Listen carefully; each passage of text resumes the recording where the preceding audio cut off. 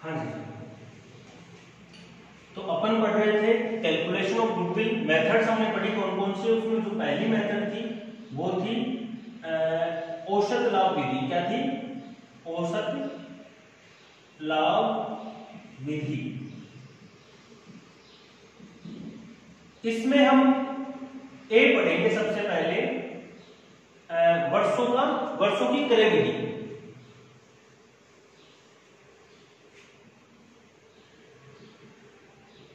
वर्षों की क्रय विधि।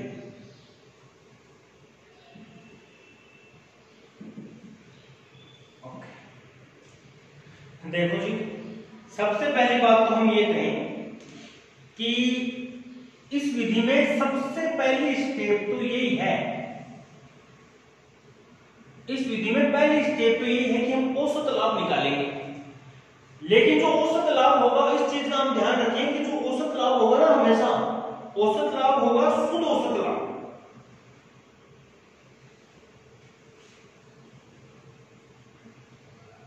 नेट एवरेज प्रॉफिट निकालेंगे। हम क्या निकालेंगे? सबसे पहले सर्वप्रथम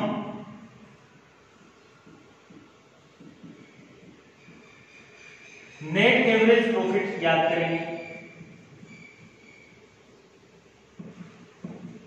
अब देखो, नेट एवरेज प्रॉफिट कैसे निकलेगा?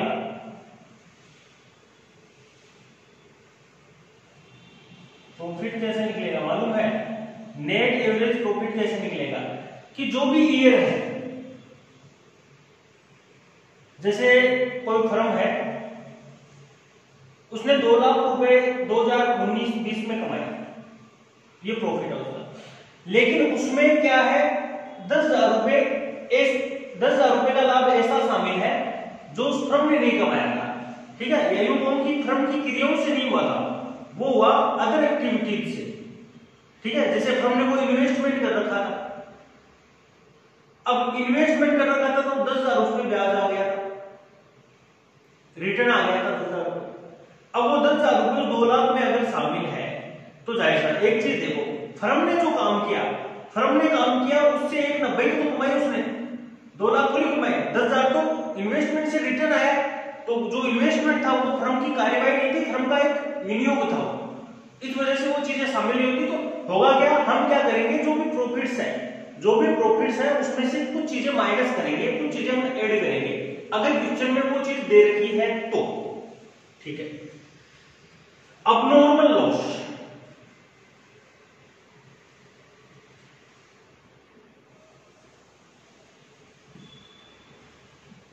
अबनॉर्मल प्रॉफिट्स को क्या करेंगे, लेस करेंगे।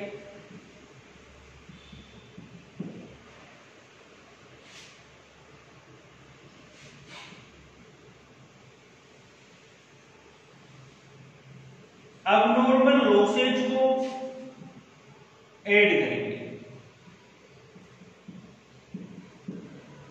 और विनियोगों पे अगर कुछ रिटर्न है, गैर व्यापारिक विनियोगों को घटा देंगे। गैर व्यापारिक विनियोग,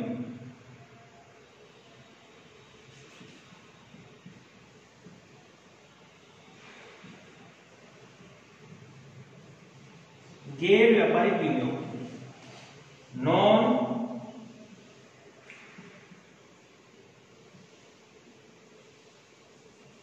ट्रेडिशनल इन्वेस्टमेंट को क्या कर देंगे,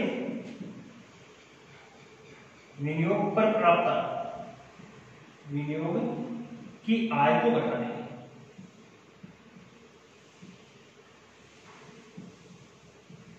तो 2 चीजें तो हमने लेस करनी सीखी और एक चीज हम जोड़ेंगे। तो कुल मिला के कह रहे हैं कि देखो, अबनॉर्मल प्रॉफिट और अबनॉर्मल लॉस भी तो वही होता है, ऐसा प्रॉफिट ऐसा लॉस जो उस बिजनेस की क्रियाओं से नहीं हुआ है। जैसे आग से हानि हो गई, लॉस बाय फायर हो गया। अब ये बिजनेस में जो काम है, बिजनेस का काम आग लगाना थोड़ी है, वो तो लग गए, हानि हो गई। तो ऐसी जो हानि होती है ना, ऐसी जो हानि होती है उसको हम क्या कर देंगे, एवरेज प्रॉफिट निकालते टाइम, नेट एवरेज प्रॉफिट निकालते टाइम हम क्या कर देंगे, ऐड कर देंगे। और जाहिर सी बात है ऐसे कोई प्रॉफिट हो गए, अब नॉर्मल प्रॉफिट हो गया और ये भी अब नॉर्मल प्रॉफिट ही है भाई। जनरली व्यापारिक विनियोग जो होते हैं, मतलब हमने फर्म में वस्तु उत्पादन करने के लिए पैसा लगाया तो वो व्यापारिक विनियोग है। हमने फर्म अपने हम कुछ चला रहे हैं और पैसा हमने किसी और फर्म में लगा रखा है, इन्वेस्टमेंट कर रखा है, शेयर मार्केट में लगा रखा है, उससे कोई प्रॉफिट आता है तो जाहिर सी बात है वो बिजनेस ने थोड़ी कमाया है, और बिजनेस ने नहीं कमाया तो उसे हम क्या कर देंगे, घटा देंगे। ये है आय, ठीक है। तो ऐसे कोई भी इनकम है उसको हम लेस कर देंगे, और ऐसा कोई भी लॉस है उसे हम क्या कर देंगे, ऐड कर देंगे। ये अपने को ध्यान रखना है नेट एवरेज निकालने में। एवरेज निकालने का फॉर्मूला मालूम होगा तुम लोगों को, एवरेज क्या होता है, 5वीं छठी में पढ़ा होगा, राशियों का योग बटा राशियों की संख्या, सीधी सी है। तो एवरेज निकालेंगे सब, तो पहली स्टेप जो है हम नेट एवरेज प्रॉफिट निकालेंगे। अब जब भी नेट एवरेज प्रॉफिट निकालेंगे तो बस ये चीज का ध्यान रखेंगे कि किसी प्रॉफिट में ये चीजें शामिल तो नहीं है, अगर शामिल है तो उसको हम एडजस्टमेंट कर लेंगे। समझे या नहीं समझे? स्टेप सेकंड क्या है, इसका स्टेप सेकंड क्या है, इसका स्टेप सेकंड है उसके पश्चात एक फॉर्मूला लगाएंगे, गुडविल बराबर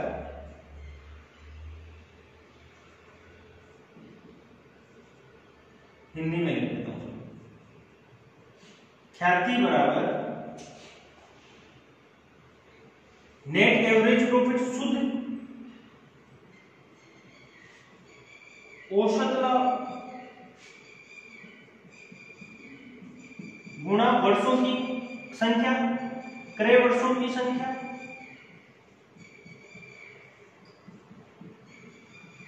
गुणा क्रय वर्षों की संख्या। ठीक है, ये फॉर्मूला हो गया और इस तरीके से ये मेथड कंप्लीट हो गई। आप इसको पहुंच करके आप उतारे, एक दो क्वेश्चन की हम प्रैक्टिस करते हैं। तो मेथड देखो सीधी सी है, देखो क्रय विधि जो भी है ना, दोनों में बताइए मैंने, क्रय विधि में एक सीधा सा काम है, अगर वो औसत लाभ के आधार पे है तो पहले औसत लाभ निकालो और फिर क्रय वर्षों से गुणा कर दो, और अगर वो अधिलाभ के आधार पे है तो पहले अधिलाभ निकालो और उसको क्रय वर्षों से गुणा कर दो। तो ये जो नीचे वाला फॉर्मूला सेकंड स्टेप तो सेम है, औसत लाभ विधि की क्रय विधि है, तो इसलिए पहला जो स्टेप था वो हमने ये निकाला कि एवरेज प्रॉफिट हम ज्ञात करेंगे। हाँ जी, एक आधा एग्जाम्पल करते हैं।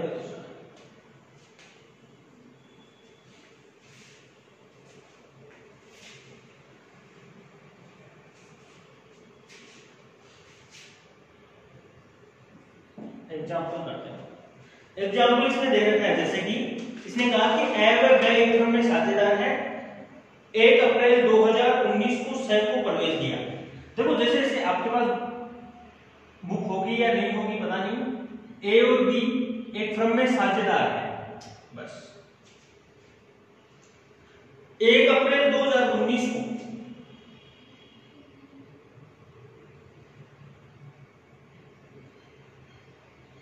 सी को न्यू पार्टनर बनाया उन्होंने, कोई दिक्कत नहीं है भाई। फर्म के गत 5 वर्षों के लाभ क्रमशः है, जिसने कहा गत 5 वर्षों के लाभ फर्म के दे रखे हैं। क्या दे रखे हैं, देखो उसने कितना दे रखा है, क्रमशः दे रखा है 30,000 रुपए, 40,000 रुपए,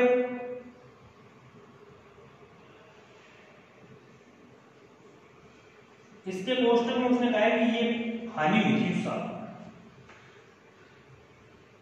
44,000 रुपए।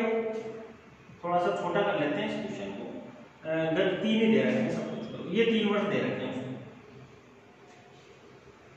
आपको पूछा है गत 3 वर्षों के औसत लाभों के 3 वर्षों के क्रय मूल्य के आधार पर ख्याति की गणना करो। ख्याति की गणना गत 3 वर्षों के औसत लाभ के 2 वर्षों के क्रय के आधार पर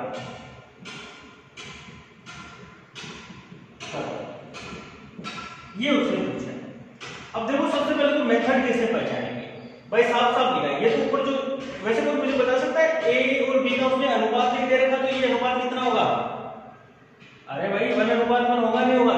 अनुपात दे नहीं रखा है, इसका मतलब साझेदारी संलेख का अभाव है, पार्टनरशिप डीड का अभाव है, और डीड का अभाव है तो शेष साझेदार। हालांकि इस क्वेश्चन में इसका कोई फर्क नहीं पड़ेगा, लेकिन बात आ गई तो मैंने आपको बता दिया। तो पार्टनरशिप डीड के अभाव में उनका जो रेशियो होगा वो 1:1 होगा, ठीक है। देखो इसने साफ साफ कहा है गत 3 वर्षों के औसत लाभ, तो साफ साफ कहा है औसत तो लाभ विधि है, और उसमें 2 वर्षों के क्रय के आधार पे, तो औसत लाभ में क्रय विधि है, औसत लाभ में कौन सी विधि है? ये क्रय विधि है। और अगर हमें इस विधि से सॉल्यूशन करना है तो सबसे पहला काम क्या होगा हमारा? एवरेज प्रॉफिट निकालना होगा। और एवरेज प्रॉफिट कैसे निकलता है? ठीक है, गत 3 वर्षों का औसत लाभ बराबर कैसे निकलेगा? 30,000 प्लस -40,000 प्लस 44,000 बटा 3। देखो औसत किसी भी चीज का, ये लाभ की बात है, किसी भी चीज का औसत ज्ञात करने का यही फॉर्मूला है कि जितनी भी है राशियों का योग बटा राशियों की संख्या। तो देखो राशि एक को 30,000 दे रखी थी, 40,000 हानि दे रखी है, हानि दे रखी है इसका मतलब प्रॉफिट माइनस में है नहीं है, तो जो -40,000 है उसको मैंने ऐड कर दिया और 44,000, तो 30,000 प्लस 40,000 की हानि प्लस 44,000 ये हमने ऐड कर दिया। 1 2 3 है तो 3 का भाग दे दिया, 5 होते तो 5 का भाग दे देते। तो ये सिचुएशन थी। तो देखो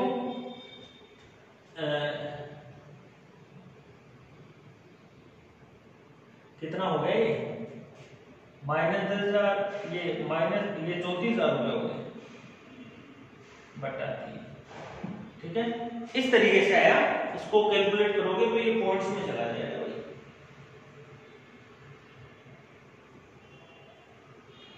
ठीक है। वैसे इसको थोड़ा सा करेक्शन कर लेते हैं, एक काम करते हैं, भाग सही चला जाए, इसको तैयारी से कर लेते हैं, एग्जाम में आ जाए तो भाग देते ना यार, ठीक है। यहां हम इसको तैयारी से लेते हैं ताकि ये 33 हो जाएगा। तो कुल मिला के कितना आया? 11,000 रुपए। ये क्या आया? हमारा औसत लाभ है। अब सेकंड स्टेप क्या है? ख्याति बराबर गुडविल बराबर एवरेज प्रॉफिट,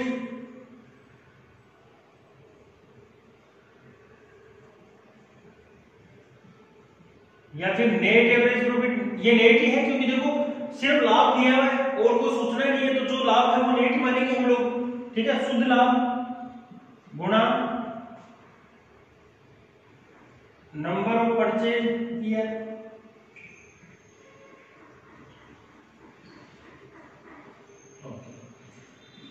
तो शुद्ध लाभ कितना होगा? 11,000। और उसने क्वेश्चन में कहा कि कितने वर्षों के आधार पे ज्ञात करनी है? हमें 2 वर्षों के क्रय के आधार पे ज्ञात करनी है, तो 2 से गुणा कर दो भाई।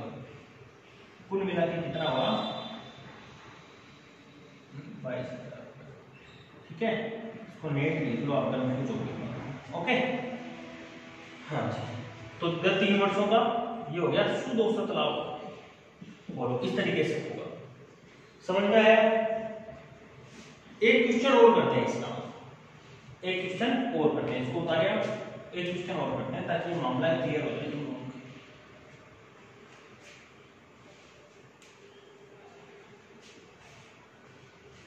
इसने कहा है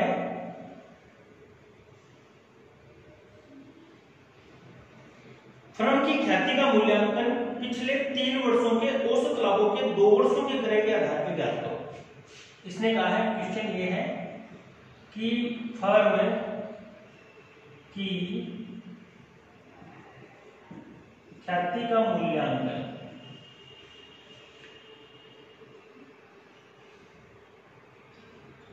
तीन वर्षों के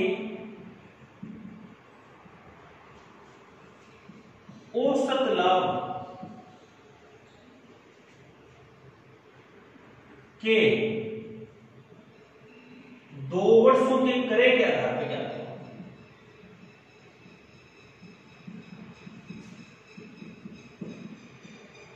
आधार पर क्या होगा? जैसे कि इसने दे रखा है 2014, 15 और 16 का दे रखा है। 2014 में दे रखा है, 2015 में दे रखा है, 2016 में दे रखा है। 2014 में उसने दे रखा है 40,000 और कोष्टक में लिख रखा है इसमें 10,000 रुपए असामान्य लाभ शामिल है।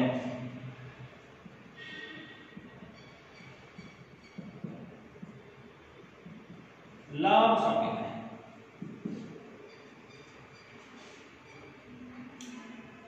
दो 2015 का 30,000 दे रखा है, इसमें असामान्य हानि चार्ज की गई है।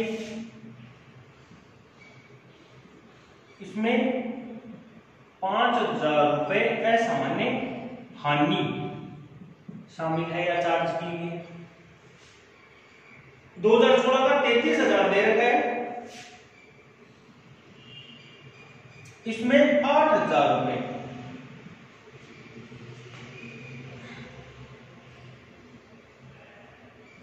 विनियोगों पर ब्याज शामिल है।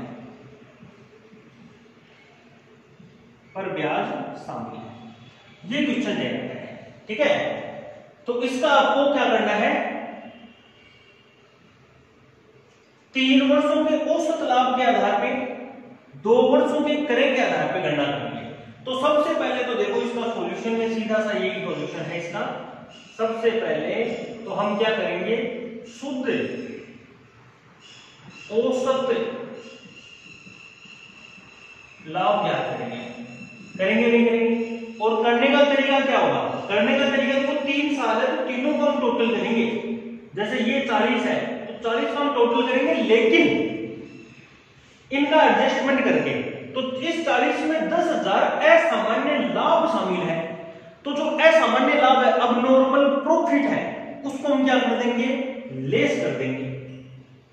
तो ये 10,000 रुपए लेस हो जाएगा, कोई दिक्कत नहीं। इसमें जुड़ेगा अगली साल वाला 30,000, लेकिन 30,000 में 5,000 अब नॉर्मल हानि है।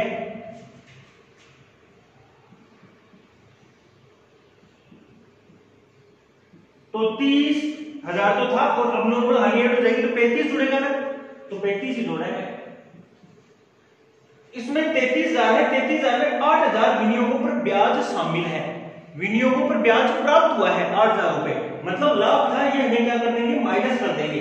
तो इधर नहीं दिखा होगा तो इधर कर देते हैं, 33,000 माइनस 8,000 बट्टा कितने? 3। बोलो कोई दिक्कत? अब देखो इसमें 40, ये तो 30,000 बचे, ये 35,000 बचे और ये कितने बचे? 25 बचे क्या? ये 25 बचे बटा 3, तो ये 90 हो गए।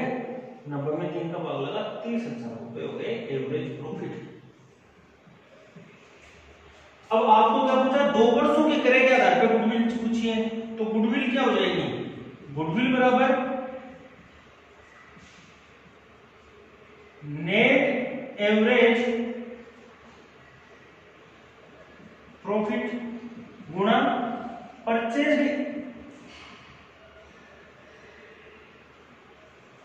ईयर। होगी नहीं होगी? तो नेट एवरेज प्रॉफिट तो कितना है? 30,000 गुणा परचेज ईयर कितना है? 2,000, तो टोटल कितना हुआ? 60,000 होगा। तो इस तरीके से ये क्वेश्चन हो गया। ओके, उतारिए आप इसको।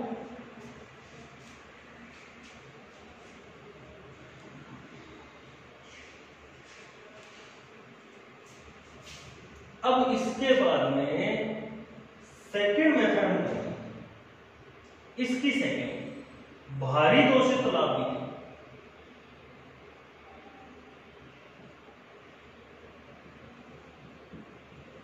भारी औसत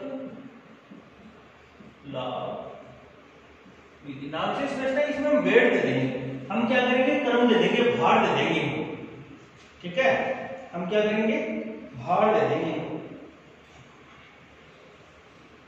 वेटेड एवरेज प्रॉफिट, इंग्लिश में बोलते हैं इसको वेटेड एवरेज प्रॉफिट।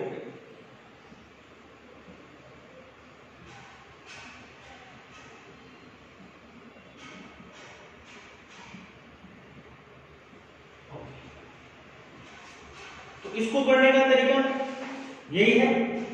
सबसे पहली बात तो ये विधि लागू कब होगी, कई बार क्वेश्चन में सिर्फ कहे कि औसत लाभ ज्ञात करो, तो देखो इसका लागू होने की तरीका है, ये लागू कब होगी।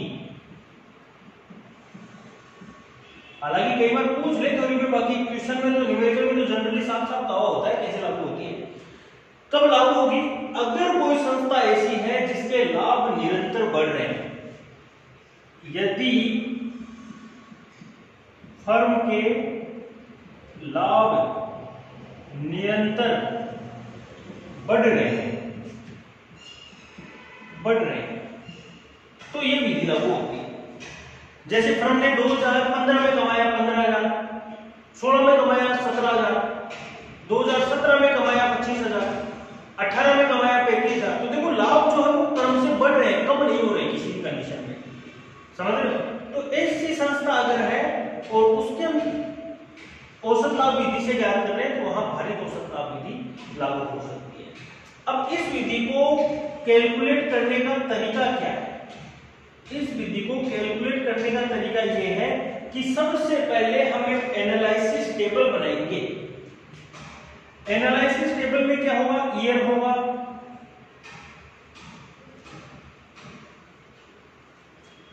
और प्रॉफिट्स होंगे।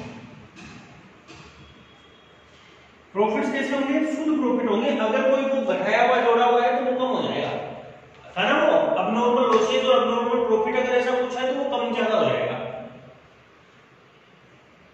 उसके बाद में हम वेट देंगे,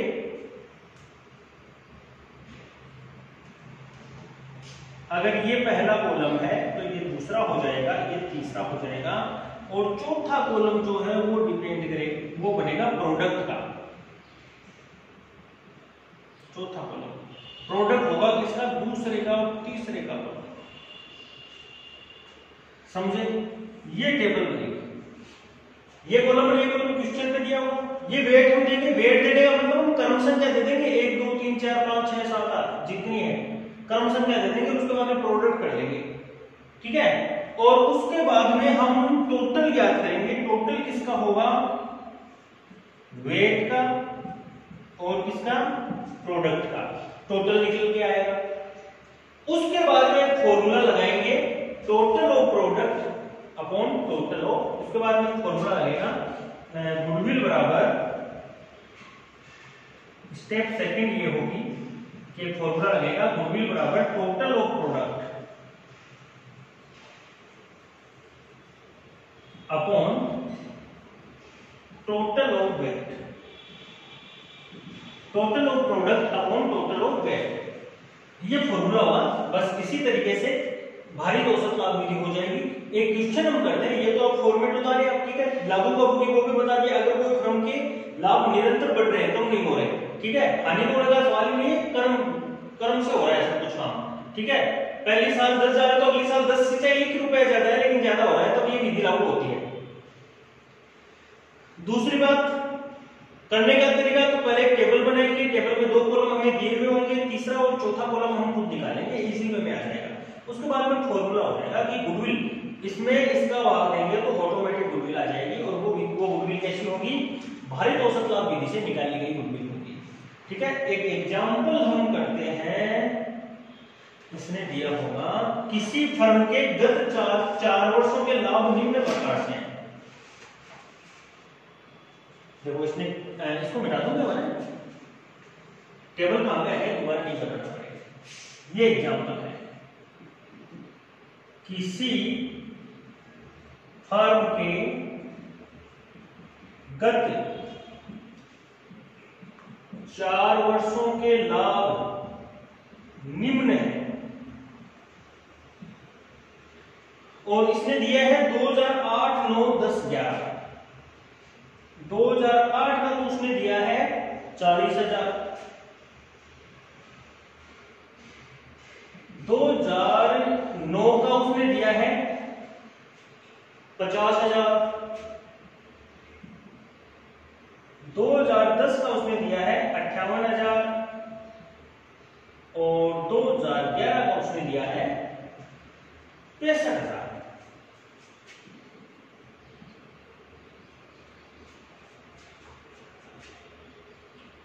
उपयुक्त विधि का चयन करके ख्याति ज्ञात करें।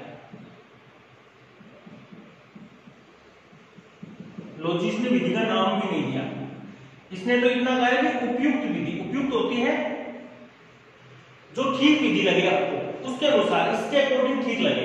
तो इसके अकॉर्डिंग देखो ठीक कौन सी लगी। लाभ 40, 50, 58, 65 निरंतर बढ़ रहे हैं, कम नहीं हो रहे ना किसी भी वर्ष में। तो ऐसी स्थिति जब भी होती है तो कौन सी विधि उपयुक्त होती है? भारित औसत लाभ विधि उपयुक्त होती है। उसमें सॉल्यूशन में टेबल बनती है, टेबल में उसने 2008 का तो दिया है 40,000 प्रॉफिट, भैया मेरे 2009 का उसने दिया है 50,000 प्रॉफिट, 2010 का उसने दिया है 58,000 प्रॉफिट, 2011 का उसने दिया है 63,000। फिर वेट देंगे। वेट देने का तरीका यही है कि इनको क्रम दे दो आप, क्रम से 1, 2, 3, 4।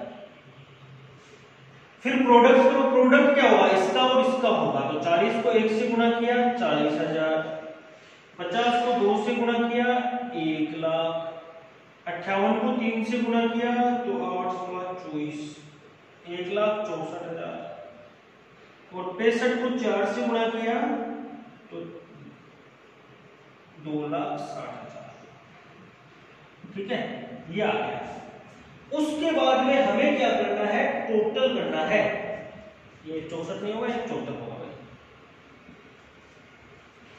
और 24 है ना, तो 1.5 में 150 में 24 जोड़ेंगे। ठीक है, तो ये टोटल कितना आया? टोटल देख लेते हैं। 5,74,000 कर रखा है इसने, मिला लेना भाई, जोड़ करना है इसमें, तो कुछ समझने वाली बात नहीं। इसका टोटल कितना हो गया? 10 हो गया। उसके बाद में फॉर्मूला लगाएंगे, गुडविल बराबर total of product. Total of product कितना है? 5,74,000 बटा total of weight. Total weight का 10 है, तो कुल मिला के गुडविल कितनी आई? 5,7,4 ये। बोलो, ये है अपनी गुडविल। समझ में आई या नहीं आई? तो ये औसत लाभ विधि आज हमने खत्म कर ली। कल हम देखेंगे सुपर प्रॉफिट मेथड, अधिलाभ विधि देखेंगे। तब तक के लिए